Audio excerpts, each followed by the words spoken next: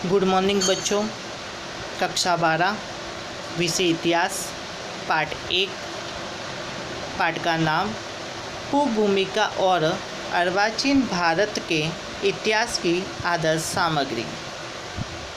इस पाठ का पहला पॉइंट इतिहास का अर्थ, दूसरा पॉइंट इतिहास जानने की साधन सामग्री, तीसरा पॉइंट पुर्तगालीन साधन सामग्री। आगे वाले वीडियो में ये पॉइंट समझ चुके हैं। इस वीडियो का आज का हमारा पॉइंट है 10 साधन सामग्री। 10 साधन सामग्री के बारे में आज हम समझेंगे।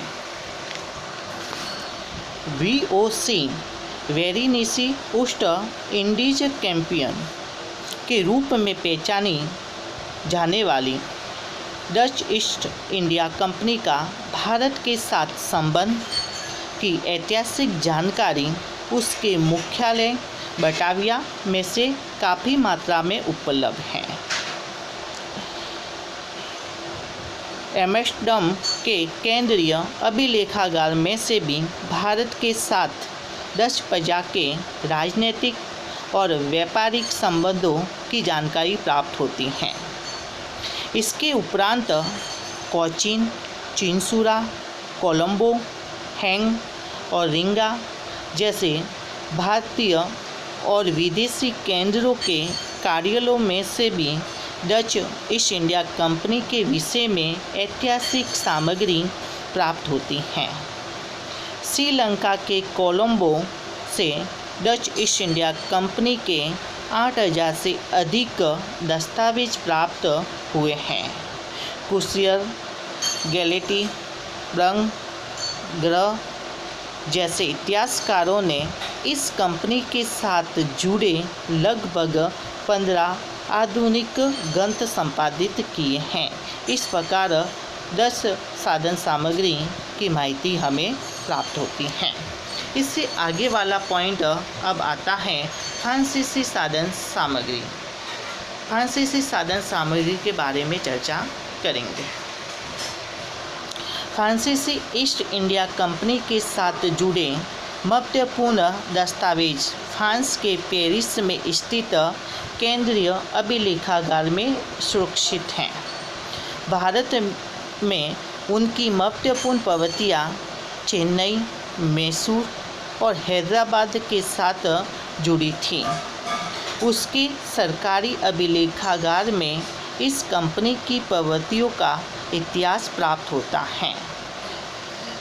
17वीं और 18वीं सदी में भारत आए बर्नियर, टेवेनियर और थेवेनो जैसे फ्रेंच पर्यटकों की पर्यटन टिप्पणी में से भी इस समय का इतिहास और विशेष तो भारत की आर्थिक परिस्थिति का उल्लेख मिलता है।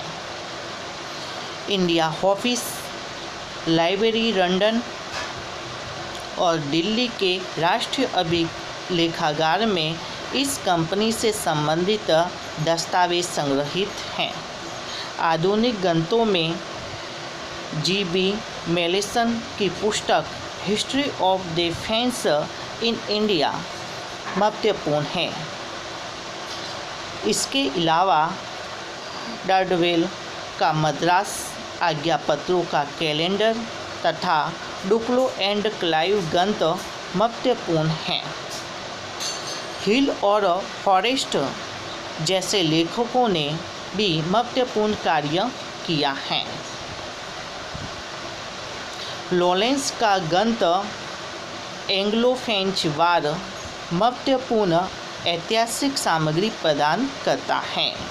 आनंदलंग पिंगलाई की टिप्पणियाँ और एंग्लो फ्रेंच वार को 12 ग्रंथों में प्रकाशित किया गया है।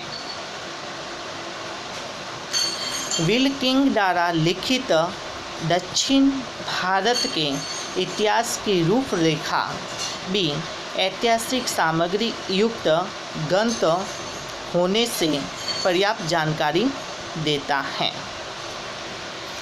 इससे आगे वाला पॉइंट ब्रिटिश साधन सामग्री।